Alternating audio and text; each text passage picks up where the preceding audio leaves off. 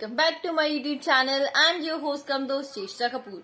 तो फ्रेंड्स, आज इस वीडियो में हम स्टार्ट करने वाले हैं हमारा माइक्रो इकोनॉमिक्स क्लास 11th का चैप्टर, जिसका नाम है theory of supply. So let's start it. सबसे पहले, what is supply? Supply of a commodity refers to various amounts of a commodity that the producers are willing to sell at different possible prices of that commodity at a point of time. इस definition को जो हमने अभी पढ़ा, इसका क्या मतलब है कि सप्लाई वो होती है, वो अमाउंट जितने पे एक दुकानदार अलग अलग डिफरेंट अमाउंट्स पे कितने क्वांटिटीज बेचने को रेडी है। फॉर एग्जाम्पल, हम टेबल के थ्रू समझते हैं। मान लीजिए, देखिए, एक चीज आप 5 रुपए में, एक पैकेट 5 रुपए का खरीद रहे हैं, तो दुकानदार रेडी नहीं है, वो बेचना ही नहीं चाहता, तो वो एक भी नहीं दे रहा। अगर आप 10 रुपए में बेचना मतलब खरीदने के लिए रेडी है कि एक पैकेट आप 10 रुपए का खरीदेंगे, तो वो एट ए टाइम आपको सप्लाई, यानी कि बल्क में, अगर आप ज्यादा पैकेट्स खरीद रहे हैं, अगर आप एक पैकेट 10 में खरीदेंगे तो आपको 10 क्वांटिटीज 10 पैकेट्स देने के लिए रेडी है। अगर आप एक पैकेट 15 में, या वो अगर 15 में बेचेगा तो हो सकता है आप 20 खरीदने के लिए रेडी हो, या फिर अगर वो 20 रुपए का एक पैकेट बेच रहा है तो हो सकता है कि 30 लोग या आप 30 पैकेट्स खरीदने के लिए रेडी हो। So this is what we call supply. Next हमारे पास टर्म आता है quantity supply. It refers to a specific quantity which a producer is ready to sell at a specific price of the commodity. अब इस पूरी table को, ये पूरी टेबल जो रिप्रेजेंट कर रही है, यानी कि 4 डिफरेंट प्राइसेस है हमारे पास, उसके ऊपर 4 डिफरेंट क्वांटिटीज ऑफ सप्लाई हैं कि वो इतने प्राइस पे कितनी सप्लाई देने को रेडी है। एक सेलर एक इतने प्राइसेस पे कितनी सप्लाई देने को रेडी है। और क्वांटिटी सप्लाइड का मतलब क्या होता है कि एक स्पेसिफिक प्राइस पे वो कितनी क्वांटिटी देने को रेडी है। अब यानी कि देखिए, ये अलग अलग एक पूरी हमने जो टेबल बना दी, जिसमें 5 रुपए पे वो 0 सप्लाई देने के लिए रेडी है, 10 रुपए में वो 10 क्वांटिटीज की सप्लाई के लिए रेडी है, 15 रुपीज में 20 पैकेट्स की सप्लाई, और 20 रुपीज में 30 पैकेट्स की सप्लाई। ये तो हो गई हमारी सप्लाई। लेकिन जब हम कहते हैं कि एट स्पेसिफिक प्राइस, यानी कि 15 रुपीज पे वो एग्जैक्टली 20 पैकेट्स देने के लिए रेडी है, 20 पैकेट्स की सप्लाई के लिए रेडी है, so that is quantity supplied. I hope आपको ये दोनों कंसेप्ट क्लियर होंगे। तो नेक्स्ट टॉपिक हमारे पास आता है सप्लाई शेड्यूल। सप्लाई शेड्यूल और कुछ नहीं होता, बस ये टेबल जिसमें हम सप्लाई को रिप्रेजेंट करते हैं, इस टेबल को हम सप्लाई शेड्यूल कहते हैं। इसकी डेफिनेशन भी यही कहती है, it is a table showing various quantities of A commodity offered for sale at different possible prices of that commodity। इसका क्या मतलब है? वो टेबल जो रिप्रेजेंट कर रही है बहुत सारी क्वांटिटीज डिफरेंट प्राइसेस पे, यानी कि डिफरेंट प्राइसेस पे एक सेलर कितनी क्वांटिटीज ऑफ कमोडिटी सेल करने के लिए, सप्लाई देने के लिए रेडी है, दैट इज सप्लाई शेड्यूल। अब इसके 2 पार्ट्स हैं हमारे पास, individual supply schedule and market supply schedule. तो इंडिविजुअल सप्लाई शेड्यूल क्या होता है? एक सिंगल पर्सन का, जैसे अभी आपने एक टेबल देखी है, हम एक सिंगल पर्सन का लेके चल रहे हैं। So it is our individual supply schedule. It refers to supply schedule of an individual producer in the market. एक इंडिविजुअल पर्सन, एक इंडिविजुअल प्रोड्यूसर का सप्लाई शेड्यूल है, that is why it is called individual supply schedule. Next is market supply schedule. It refers to supply schedule of all the firms producers in the market producing a particular commodity। तो वो बहुत ये जो है market supply schedule, ये क्या दिखाता है? अब इंडिविजुअल हो गई सिंगल टेबल, सिंगल प्रोड्यूसर की टेबल, लेकिन मार्केट सप्लाई क्या दिखाएगा? बहुत सारे जितने भी प्रोड्यूसर्स हैं एक इंडस्ट्री में जो सेम काइंड ऑफ प्रोडक्ट्स बना रहे हैं, उन सबकी एक टेबल बना के उसे हम कहते हैं market supply schedule. Sum total of the firms producing a particular commodity is called industry। जो बहुत सारी फर्म्स एक सेम काइंड का प्रोडक्ट बनाती हैं, तो उसे हम क्या कहते हैं? एक industry, that is called a industry. Friends, ये हमारे पास एक एग्जाम्पल है मार्केट सप्लाई शेड्यूल का। It refers to the supply schedule of the industry has a whole. Industry अभी हमने पढ़ा, जो जितने भी फर्म्स एक सेम काइंड का प्रोडक्ट बनाती है उन्हें हम एक इंडस्ट्री कहते हैं। और जितनी भी फर्म्स एक सेम काइंड का प्रोडक्ट बना रही है, यानी कि एक इंडस्ट्री, उनको जब हम उनकी सप्लाई को एक टेबल के थ्रू रिप्रेजेंट करते हैं, सो दैट इज कॉल्ड और मार्केट सप्लाई शेड्यूल। अब फ्रेंड्स देखिए, कितनी सारी कंपनीज होंगी, कितनी सारी फर्म्स होंगी जो एक सेम काइंड का प्रोडक्ट बनाएंगी। उन सभी को एक टेबल में प्लॉट करना हमारे लिए बहुत मुश्किल होगा, और उसको स्टडी करना और भी ज्यादा मुश्किल होगा। इसीलिए हम यहाँ पे दो लेके चलते हैं, सिर्फ दो फर्म्स को लेके चलते हैं, एक फर्म ए और एक फर्म बी, और इन दोनों को जब हम टोटल करते हैं तो that is our market supply, और उसके बेसिस पे हम इनका टेबल, इनका ग्राफ बनाते हैं और इनकी स्टडी करते हैं। नेक्स्ट आता है हमारे पास supply curve. It is a graphic presentation of supply schedule. जब हम इस टेबल को ग्राफ में रिप्रेजेंट करते हैं, ग्राफिकली रिप्रेजेंट करते हैं, so that is called a supply curve. Friends, अब यहाँ पे हमारे पास सप्लाई कर्व के भी दो टाइप्स हैं। First is individual supply curve, यानी कि जब हम इंडिविजुअल सप्लाई शेड्यूल को ग्राफिकली रिप्रेजेंट करते हैं, so that is our individual supply curve, और ये हमने बना रखा है, ये कुछ इस तरह का दिखता है।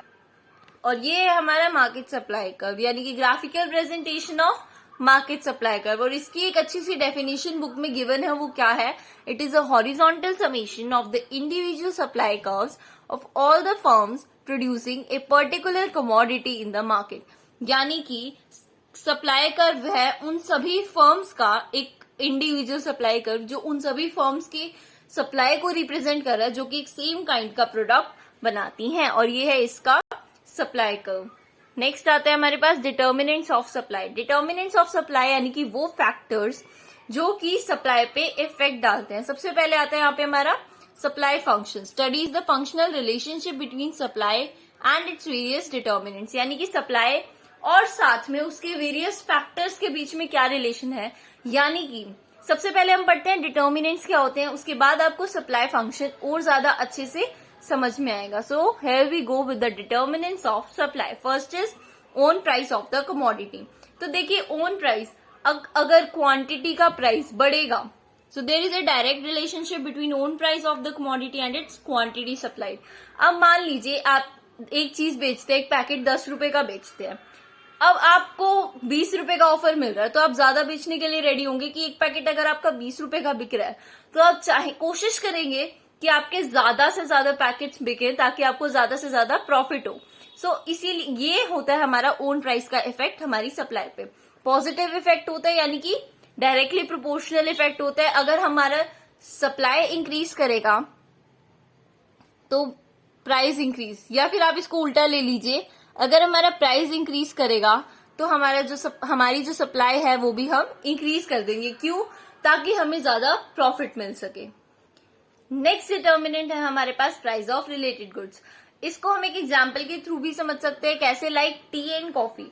अब मान लीजिए आप कॉफी बेचते हैं और आपका एक टी जो बेचता है, टी के प्राइसेस डाउन हो गए। अब टी के प्राइसेस डाउन हो गए, टी और कॉफी जो है क्लोज सब्स्टिट्यूट्स अवेलेबल है, एक रिलेटेड गुड्स में आते हैं।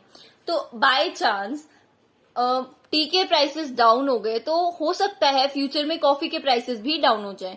तो आप प्रेजेंट में, अब टी के प्राइसेस डाउन गए, तो प्रेजेंट में आप कॉफी को ज्यादा से ज्यादा सप्लाई ज्यादा करेंगे, उसको ज्यादा बेचना चाहेंगे। क्यों? क्योंकि आपको पता है आने वाले टाइम में अगर टी का भी कम हुआ है तो आने वाले टाइम में कॉफी का भी प्राइस कम हो जाएगा, और अगर कॉफी का प्राइस कम हो जाएगा तो अभी हम पैकेट जितने बेच रहे थे, जितने पैकेट्स में हमें जितना मनी मिल रहा था, आने वाले टाइम में हमें कम पैसा मिलेगा। तो अभी हम अगर सप्लाई इंक्रीज करेंगे तो हमें प्रॉफिट होगा। तो दैट्स वाई अगर रिलेटेड गुड्स का प्राइस इंक्रीज करता है तो हम उसी वे में, देखिए अभी प्राइस इंक्रीज हो गया तो हम अपनी सप्लाई कम कर देंगे। क्यों? ताकि आने वाले टाइम में हमारा प्राइस बढ़ जाए, हम सप्लाई ज्यादा दे देंगे और हमें प्रॉफिट हो जाएगा। नेक्स्ट है हमारे पास number of firms in the industry. अब जितनी ज्यादा फर्म्स होंगी वो ज्यादा प्रोडक्शन करेंगी, ज्यादा प्रोडक्शन करेंगी तो मार्केट सप्लाई इंक्रीज हो जाएगी। नेक्स्ट आता है गोल ऑफ द फर्म। अब फर्म का गोल क्या है? फ्रेंड्स, हो सकता है फर्म सेल मैक्सिमाइजेशन की तरफ ध्यान दे, यानी कि उसका एक टारगेट हो फर्म का कि हाँ हमने तो इस साल बहुत ज्यादा सेल करनी है। अब अगर उन्होंने बहुत ज्यादा सेल करनी है, चाहे प्राइस कितना भी हो, उनको कोई फर्क नहीं पड़ता, तो फिर वो इस केस में जो प्राइसेस हैं उस पे ध्यान ना देकर सेल पे ध्यान देंगे, और सेल पे ध्यान देंगे तो सप्लाई को इंक्रीज कर देंगे। और on the other hand, if the goal of the firm is to maximise profit, अब अगर वो प्रॉफिट की तरफ ध्यान दे रहे हैं कि हमें तो भाई पैसा ज्यादा चाहिए, चाहे हमारा माल कम बिके चाहे ज्यादा बिके, जो ज्यादा पैसा देगा जब हमें, हम तभी अपना माल बेचेंगे। तो इस केस में आप वेट करेंगे कि प्राइसेस कब इंक्रीज होंगे, और तब तक के लिए आप अपनी सप्लाई को कम कर देंगे। सो this is the difference. Next आता है price of factors of production. Factors of production यानी कि जो हम फैक्टर लगा रहे हैं प्रोड्यूस करने में, लाइक हम रॉ मटेरियल को यूज कर रहे हैं हमारे गुड्स को प्रोड्यूस करने में, तो उनके प्राइसेस का कैसे इफेक्ट पड़ेगा। अब फ्रेंड्स मान लीजिए आपको प्रोडक्शन के लिए आप चिप्स बना रहे हैं, आपको पोटैटो चाहिए और पोटैटो महंगा हो गया, तो आप अपनी सप्लाई कम कर देंगे। क्यों? क्योंकि आपको अब ज्यादा कॉस्ट आ रही है, अब आपका कॉस्ट ऑफ प्रोडक्शन ज्यादा लग रहा है, कॉस्ट ज्यादा लग रही है तो प्राइस भी बढ़ेगा, प्राइस भी डाउन जाएगा। तो फ्रेंड्स इसी वे में अगर हमारी कॉस्ट ऑफ फैक्टर्स जो है, फैक्टर्स ऑफ प्रोडक्शन है, उनकी जो कॉस्ट है वो इंक्रीज करेगी, तो हमारी जो हम सप्लाई है वो डिक्रीज कर देंगे। और इसका वाइस वर्सा, यानी कि इसी का हमारे साथ अपोजिट भी होगा, यानी कि अगर कॉस्ट कम लगेगी हमें तो हम सप्लाई इंक्रीज कर देंगे। नेक्स्ट पॉइंट आता है हमारे पास state of technology. Improvement in the technique of production reduces cost of production, consequently more of the commodity supplied at its existing price। अब फ्रेंड्स अगर टेक्नोलॉजी की स्टेट चेंज होगी, अगर हमारी टेक्नोलॉजी इंप्रूव हो रही है, यानी कि हम उसी पैसे में और ज्यादा सामान बना सकते हैं। अगर हम कम पैसे में ज्यादा सामान बना पा रहे हैं तो हम ज्यादा सामान बेच पाएंगे, और अगर हम ज्यादा सामान बेच पा रहे हैं यानी कि हमारी सप्लाई जो है वो इंक्रीज होगी। तो अगर टेक्नोलॉजी इंप्रूव होगी तो हमारी सप्लाई भी इंक्रीज होगी। और अगर हम पुरानी टेक्नोलॉजी का यूज करेंगे, अगर हम इसको कंपेयर करें तो फ्रेंड्स पुरानी टेक्नोलॉजी से हम उसी टेक्नोलॉजी में अभी कम माल बना पा रहे हैं, तो हमारी सप्लाई अभी कम रहेगी। नेक्स्ट पॉइंट आता है हमारे पास business expectations. In situations of expectations of high demand, investment tends to rise and supply starts rising. अब सिचुएशन है कि आपकी डिमांड बढ़ने वाली है, अब एक्सपेक्टेड है कि आपकी डिमांड बढ़ने वाली है तो इन्वेस्टमेंट बढ़ेगी। अब लोगों को अगर पता है कि हाँ इस कंपनी की डिमांड तो बढ़ने वाली है, आगे जाके बहुत फायदा होगा, तो वो आपकी कंपनी में इन्वेस्ट करेंगे। और अगर आपके पास इन्वेस्टमेंट इंक्रीज करेगी तो आप सप्लाई को इंक्रीज कर सकते हैं। Similarly quantity supplied rises even when own price of the commodity remains constant. यहाँ पे अगर आपका प्राइस कांस्टेंट भी रहे तो भी आप सप्लाई को इंक्रीज कर सकते हैं। क्यों? क्योंकि आपकी इन्वेस्टमेंट बढ़ रही है। नेक्स्ट आता है हमारे पास गवर्नमेंट पॉलिसी। फ्रेंड्स सिंपल सी बात है, अगर गवर्नमेंट टैक्सेशन बढ़ा देगी, टैक्स बढ़ा देगी, हमें प्रोडक्शन पे ज्यादा जीएसटी देना पड़ रहा है, अब हमारा पैसा बढ़ गया। आप इसको देखिए कि अगर हमें पैसा ज्यादा देना पड़ रहा है यानी हमारा कॉस्ट ऑफ प्रोडक्शन इंक्रीज हो रहा है, और अगर कॉस्ट ऑफ प्रोडक्शन इंक्रीज हो रहा है तो सप्लाई हम डिक्रीज कर देंगे। सिमिलरली अगर हमें सब्सिडी मिलेगी, सब्सिडी यानी कि उतना ही माल बनाने के लिए अब हमें कम पैसा लग रहा है। क्यों? क्योंकि आधा पैसा तो हमें सरकार दे रही है, सब्सिडी दे रही है वो हमें, तो अब हमारी कॉस्ट ऑफ प्रोडक्शन डिक्रीज हो गई, हमें कम खर्चे में हम ज्यादा सामान बना पा रहे हैं, तो हम अपनी सप्लाई को भी इंक्रीज कर देंगे। तो फ्रेंड्स आई होप आपको ये डिटर्मिनेंट्स के सभी पॉइंट समझ में आ गए होंगे। अब हम देखते हैं कि सप्लाई फंक्शन क्या होता है। तो फ्रेंड्स ये है हमारा supply function. It studies the functional relationship between supply of A commodity and its various determinants.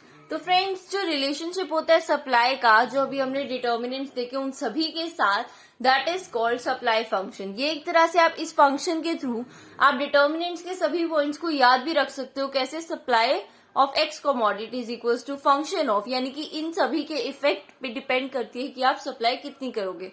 Price of on commodity यानी कि x, PR price of related good, NF number of forms, G goal of the form, PF price of factors of production, T state of technology, EX expectations, business expectations and GP government policy या फिर subsidy. तो friends यहाँ पे हमारा part 1 खत्म होता है। I hope this all these topics are clear to you. So next video में हम बाकी का चैप्टर कंप्लीट करेंगे। तब तक के लिए if you like the video then please hit the like button and for more videos do subscribe to my YouTube channel. Thanks for watching this video guys. See you in my next video.